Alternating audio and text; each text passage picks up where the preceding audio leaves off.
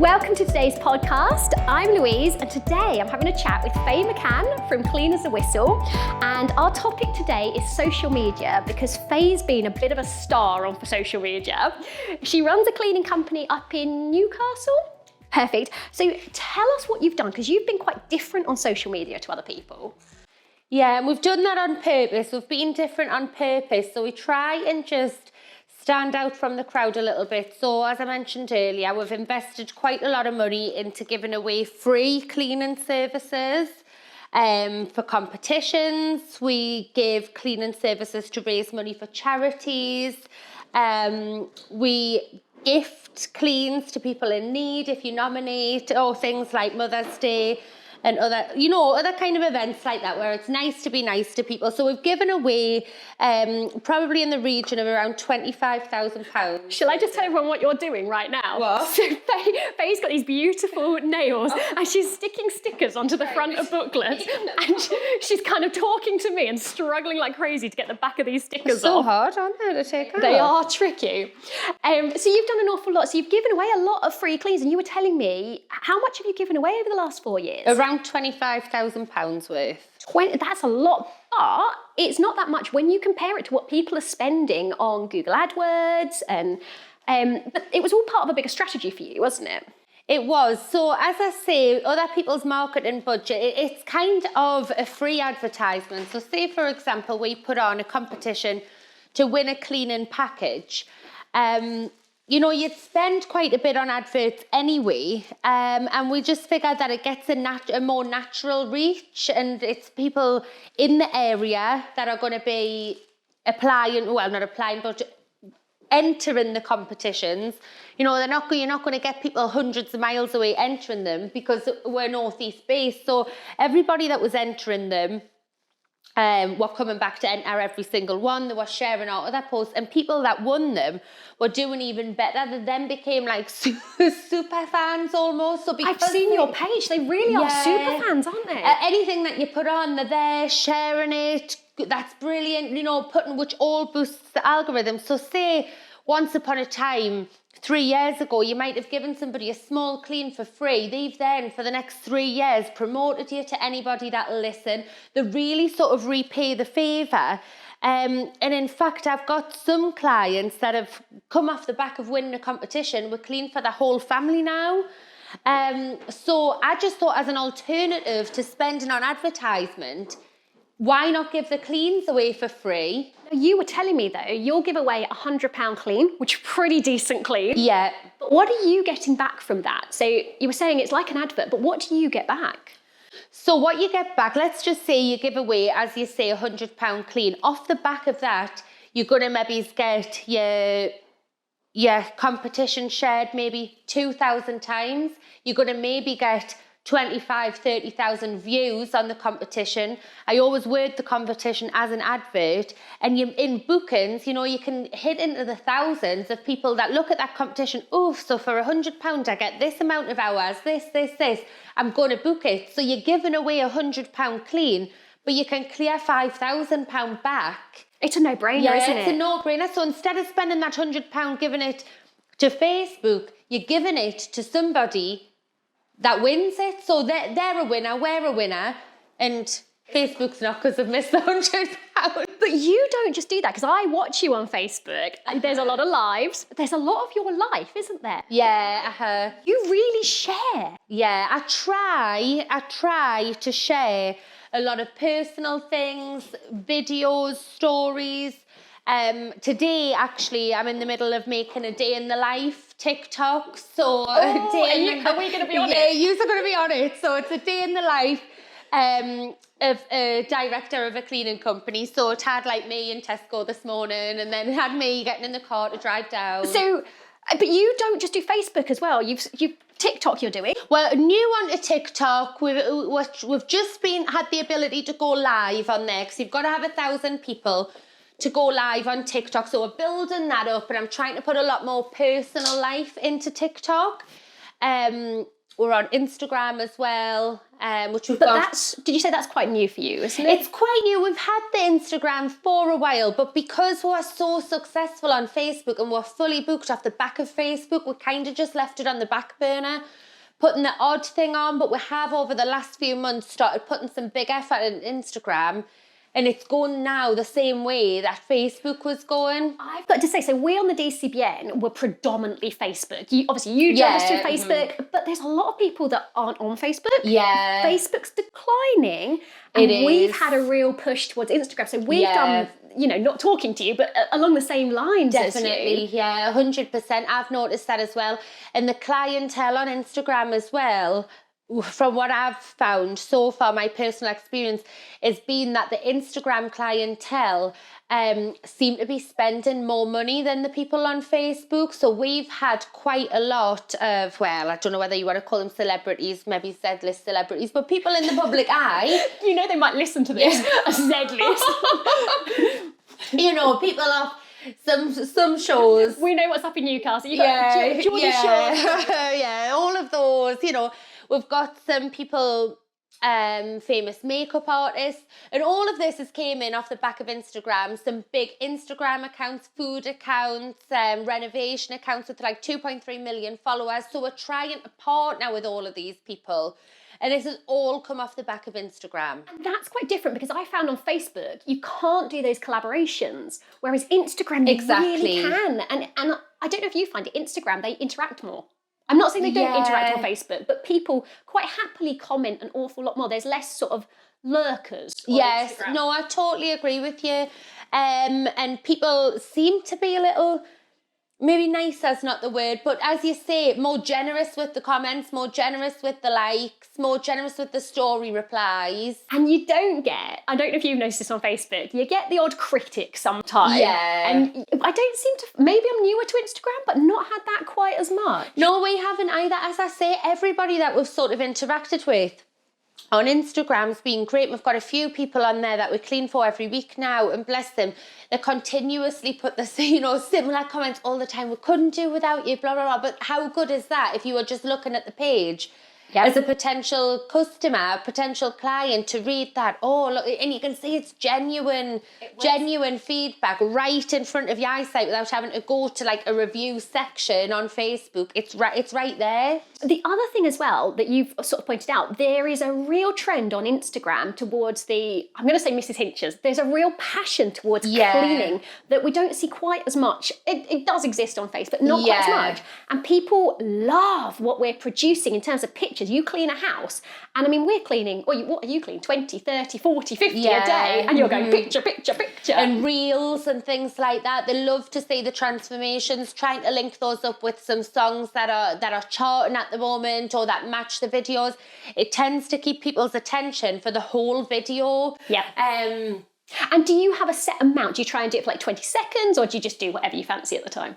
Usually around 15 seconds, because we create our reels on TikTok and pull them over. Okay. So we usually do like a 15-second TikTok.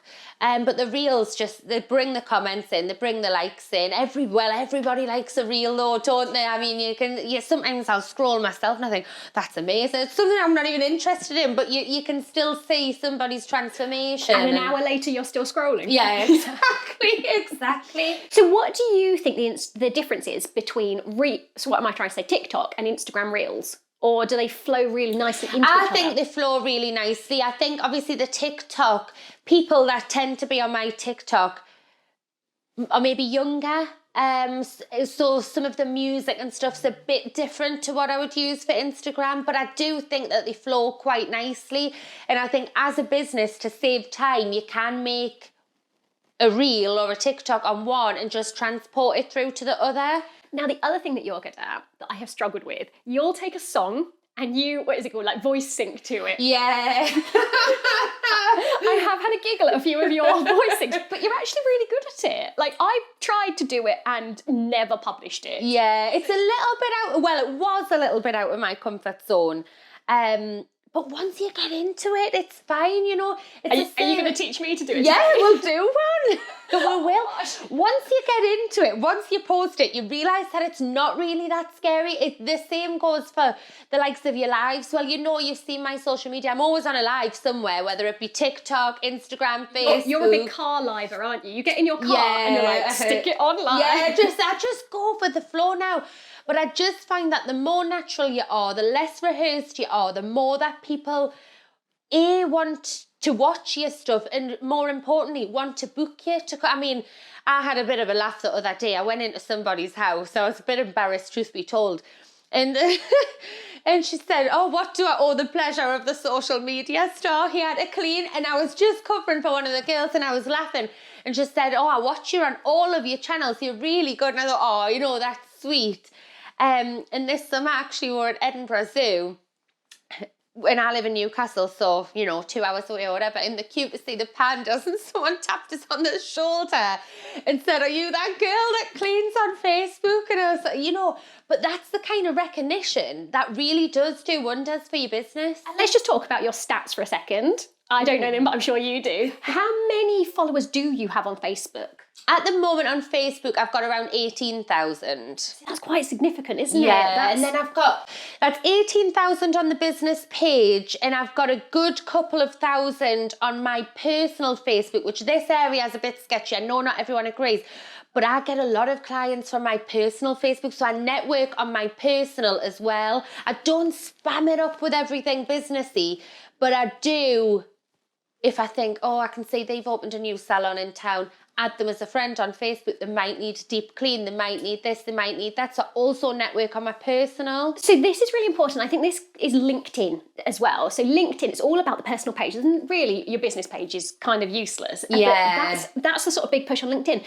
And I think that social media is about being sociable, and there's really not that much difference between you and your business on social media now, is there? It's quite hard to be private. Yes, exactly. And this was sort of a decision that I hummed and hawed with, because going back 5 years when I started the business, my personal Facebook was my personal Facebook, and the business page was the business page. I didn't like to cross them over. And then, if a client added me and Ellie had a fit, I was thinking, they can't add me. But now, actually, I have sort of allowed a little bit of crossover. Some days I do think, should I, and shouldn't I post about the business on here? But I have just thought, social media is taken over now. That's where all of our bookings come from. It's from where all of our money comes from. Why not utilise as long as you're careful, not putting effing and really bad things on your personal. Now, when we say careful, not just about not swearing. Yeah. How do you feel about putting your children on? Because that is a real bone of contention. I've got to say, I've had a real shift in the last 3 years. I no longer will put my children on my personal page. I do totally understand that. I try and sort of be a little more... I still put them on at the moment, whether I'll continue to put them on in years to come, as more people go on my personal page and as more people sort of know me. But I definitely know what you mean there, and it is becoming a little bit iffy. So it's not just iffy about pushing my children on. What I find now, my oldest is 11, and he's like, Mum, you're not putting me on. And I'm like, yeah, it's fine. It's only the back of your head. And he's like, no, it's an invasion of my human rights. And I'm like, really? What point did you start having human rights?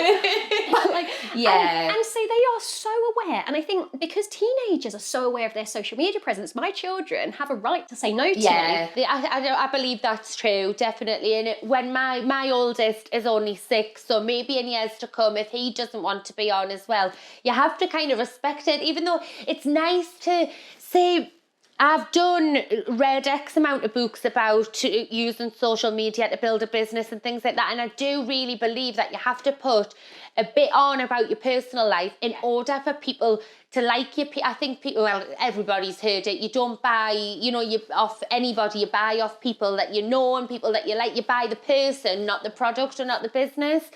So I do think it's nice to put on, if your kids have made a mess or something, to show that you're not this clean freak that just goes around cleaning and, hates mess. And it's nice to show, This is relatable. Let's ask, what are you like in your personal life? Do you hate mess? Like, what are you actually No, not like? really. I'm not too fussy over mess. My kids are really messy and my partner's quite messy. I do like a clean space where possible. And I do have a cleaner. But I'm not a total clean freak, You know what I think about this? So I'm really relaxed about it. And the reason is I see so many people that are uptight and I see it wrecking their lives. And that's why they get us in as cleaners. Yeah. And I'm going, I've got kids, I don't stand a chance. I know, I'm the same. I don't get too dramatic if there's a bit of mess. I do tidy it up. I don't like it too messy.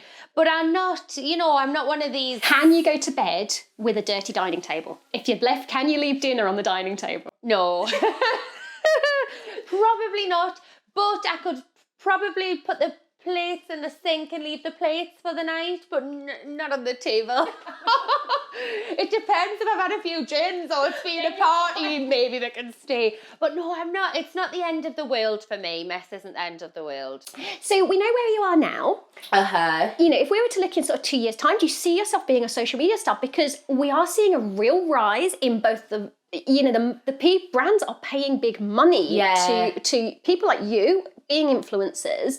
What do you see the next year or two will bring for you from a social media perspective? Well, I would certainly like to become bigger and bigger on social media. I mean, I do at the moment. I have been gifted things and have done ads on social media. What kind of things? Unfortunately, not cleaning related though. Things like jewellery and things like that, where I've done little stories and bits and bobs. But I would love to work with other companies, brands, all that. I really want to put my all into social media because I truly believe that, it's a career in its own right, social media. I mean, I don't want social media as a career, but you can literally become famous. Your brand can become famous. Your business can become, you only have to look at Mrs. Hinch. Yep. And I was in Tesco today. Our clothes are there, our pyjamas are there. She's got clothes. And I saw her slippers.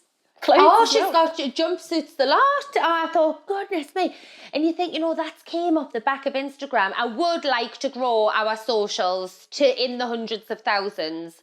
Could you, because this is the other problem, and I know this running a business, it's actually really hard to scale domestic cleaning businesses to a massive scale. People struggle. Yeah. If you got Insta-famous, is that a word? Yeah, I think, yeah, I see it. And you started expanding out of Newcastle, then the problem is the business takes up your time. How do you think you'd manage that if you really did get to 100,000 followers? Yeah, well, that's the plan. I mean, really, you would like to be nationwide one day if it's achievable, but I guess I would have to have sort of several managers, an area manager here, manager there in different cities. What have you got at the moment? Because I know you've got a good management team already, haven't you? Yeah, I've got one manager, one overall manager, one assistant manager, and 4 senior staff who carry out the training. So I have got a good, strong management team at the moment. But that being said, they are all based in one place. Oh, okay. So where do you expand to next? What's going to happen next? I think we're going to expand into Teesside next, which is the likes of Middlesbrough, Darlington, down to there, because we already cover quite a big area. I don't know how well you know Newcastle, but we cover like sort of all the way up from Hexham, which is out of Newcastle. It's in Northumberland, right down to Sunderland. It's probably 50-mile round. So we cover a big area to start with, but it's just trying to sneak out a little bit and sneak out a little bit further. And are the staff based in the areas they cover?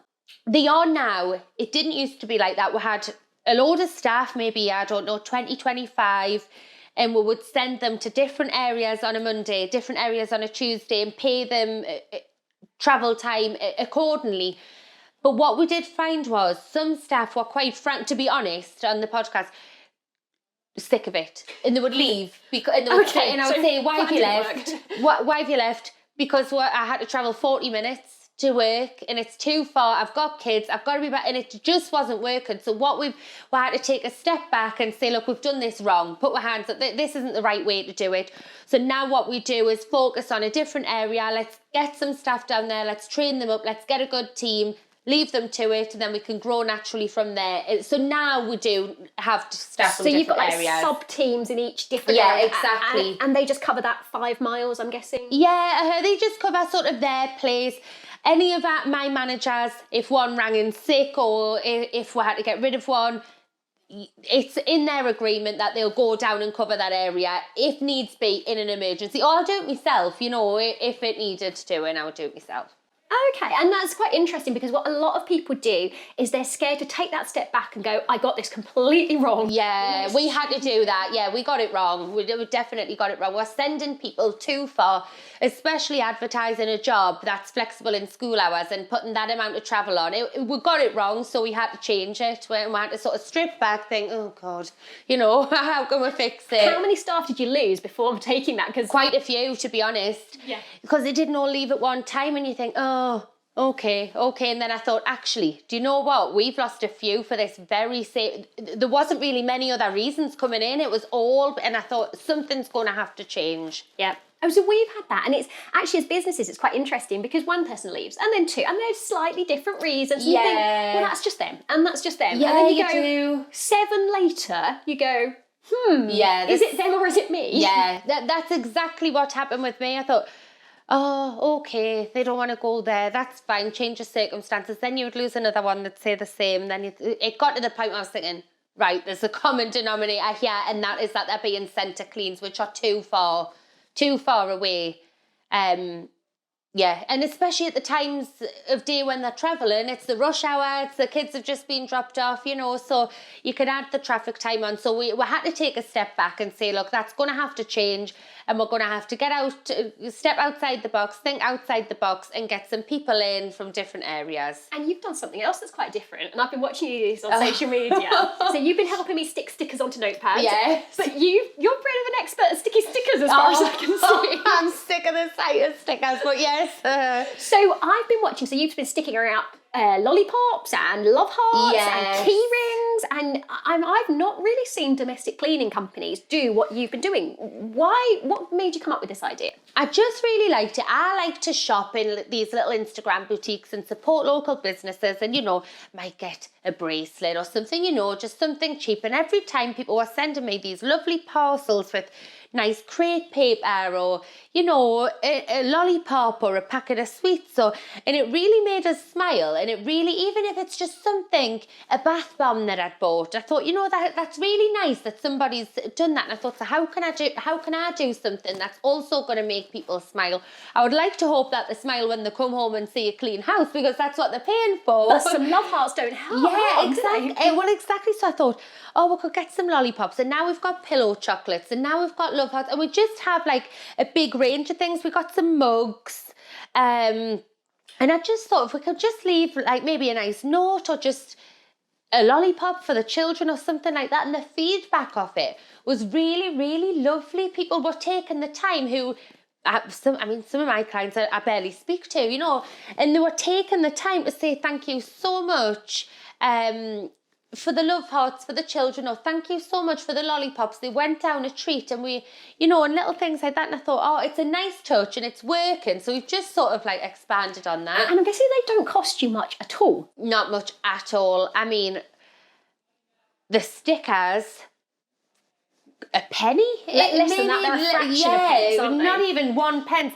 And the lollipops are not much more at all, a couple of pence. I mean, I think we pay something like $2.99 for a couple of hundred. Nothing. They cost nothing nigh on. But you'd pay 5p for a review all day long, wouldn't you? Exactly. 5p to say I'm good.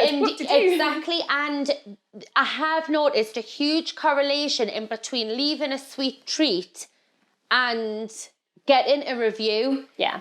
I mean, we've done it before. To be honest, I don't know why I ever stopped it, but I used to have a cupcake lady. I think it was because of COVID that was stopped, that used to make us Clean as a Whistle cupcakes with the logo on. And I used to leave them sometimes. Then I thought with COVID, you can't really touch cupcakes. And, you know, lollipops are they're all in wrappers. And I thought, you know, cupcakes are a little bit iffy. You know, people can still be funny about germs and things. So But there is a huge correlation between spending. I mean, we're literally talking 2 pence here, if that. So interestingly, so I've just been reading The E-Myth by Michael Gerber, and one of the things he was talking about was in a hotel, he loves that they remembered his newspaper. They bought his brand of coffee to him. And you're just doing those little extra bits, and they're not going to go to someone else. Or if they do go to someone else, they'll be like, they didn't give me a lolly. Yeah. And you know, we get a lot of feedback from customers when we put the kids' toys all neatly at the head of their bed and we tuck the teddies in. It's really that kind of thing that's what makes you special. There's those details that keeps them come back. Lots of companies can clean, but they can't deliver you. Yeah, so we have a client and their kids have a playroom, and I think we've been going for around 2 years. Every week we go, and the lady that does it, the 2 little girls have 4 dolls, and every single week she puts the dolls doing something else. So they might be on the bed one week, they might be reading, and she'll get a book out, open the pages, sit the dolls around. Is this the cleaner does this? Yeah, this is my cleaner does this, one of my employees. And honestly, this family, every week they text me and tell us what the dolls have been doing. This is like the Elf on the Shelf, 2 extremes. 2 extremes. I mean, truth be told, could I be... I mean, the cleaner, she's Googling ideas, and also every single week these 4 dolls are doing something different. But the client leaves most weeks at least a £10 tip for this lady. So she loves going. It's extra money. If you got paid £10 to rearrange 4 dolls, I know. You would. The kids love it. The owners of the house actually tell me that the kids look forward to coming home on a Wednesday to see what their dolls has been doing. You know, she maybe's having a tea party one week. She loves to clot on with kids as things like that. And so once again, you have got company loyalty. You've got happy customers. They can't go elsewhere because no one's going to deliver this. Yeah. They're going to scream and shout about you all over social media for doing those tiny little extra bits that take no extra time. Yeah, that's it. I know, and I think a lot of the cleaners as well enjoy leaving little treats. I mean, predominantly all of my cleaners are mums themselves. They've all got their own kids. It's nice to make a kid smile and leave them a little lollipop or an Easter egg at Easter or whatever it is that we do. It's just little bits that I think go a long way. You know, I do think they go a long way. Now, do you agree with the folding the V into the toilet roll? Are you a toilet roll folder? No, I'm not a toilet roll folder. But some of the staff do fold the toilet roll, and I try and keep the same practice for everybody. But so some of mine do and some of mine don't. And I did say I don't really like it folded, but to be honest, they still fold it. And I know, some people, I've tried stopping stuff, and the customers go, "Look, don't waste your time folding my toilet roll. I want my house cleaned." And I'm going, I can't stop them. I know. You try stopping my staff folding. I know they love to fold the toilet roll. I don't really do it, to be honest. We did used to have some stickers that said, "Thank you for supporting Cleaners the Whistle," just really small ones, which we used to like sort of stick on the toilet roll. But then I thought, well, to me, that would annoy me if I was you've got to take them off then you've got to take it off, waste a bit of. I thought, you know, that's not really the best idea. So again, that's just one of those things where what we implemented, and then we thought, actually, that's a little bit annoying if you quickly need to use the toilet and you've got stickers on your roll. You have to take that off. Yeah, it's really not. What about swans, towels? I see this all over. Oh, Instagram. we do towel swans. Well, in fact, the same lady that does the dolls does towel everything: crocodiles, teddy bears, chickens. Yeah, they are good. But I do sit a little bit uncomfortably with it because some people aren't very arty and can't do the towel animals. So when we advertise a lovely picture of a nice bed made up with a crocodile on or some sort, then a cleaner might go that actually doesn't have the skills to do that. And I always wonder if a client would think, well, I want it, you know, I like to have everybody the same. Standardisation. Yeah. And you can't standardise your crocodile. Yeah, can't standardise the crocodile. No, we can't, because some people, well, sometimes, let's be frank, you don't have the time to stand and make crocodiles. And I have actually had a complaint before where they said, you know, I've got a towel animal in every room. I would have preferred the time that she stood and made them. She could have cleaned like my fridge or something.